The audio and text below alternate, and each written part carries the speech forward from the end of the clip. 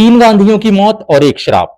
मैं बात कर रहा हूं करपात्री जी महाराज के श्राप की, जो कि उन्होंने इंदिरा गांधी को दिया था। पर यह श्राप फलित कैसे हुआ, आज इस पर भी बात करेंगे। दरअसल पीएम बनने से पहले इंदिरा गांधी ने करपात्री जी को यह वचन दिया था कि वो देश में चल रहे सभी गायों के कत्लखानों को बंद करवा देगी। लेकिन पीएम बनने के बाद भी जब उन्होंने ये बंद नहीं करवाया, तब अखिल भारतीय गौरक्षा महासभा के तहत एक आंदोलन शुरू हुआ। 7 नवंबर 1966 यानी कि गोपाष्टमी के दिन करपात्री जी महाराज कई सारे साधु संतों के साथ संसद की ओर कूच कर गए।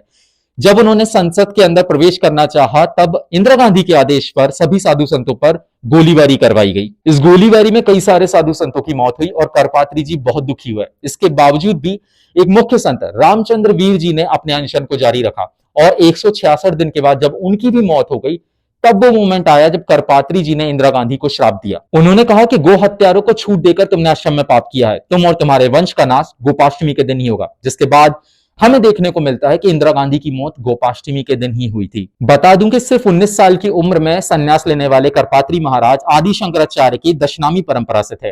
वो प्रकांड पंडित थे और साथ ही श्री विद्या तंत्र के महान उपासक थे। श्री विद्या तंत्र देवी ललिता त्रिपुर सुंदरी की वह विद्या है जिसे अगर सिद्ध कर लिया जाए तो साधक के पास वाक सिद्धि आ जाती है, यानी कि उसके श्राप या फिर उसके वरदान फलित होते हैं। खैर, यहाँ पे मेरे कहने का मतलब ये नहीं है कि सिर्फ श्री विद्या तंत्र की वजह से ही करपात्री महाराज का जो श्राप था वो फलित हुआ, बट क्योंकि श्री विद्या को कलयुग में भी प्रत्यक्ष और प्रमाणित माना जाता है, सिद्ध माना जाता है, तो हो सकता है कि करपात्री जी के श्राप के फलित होने की एक वजह श्री विद्या भी रही हो।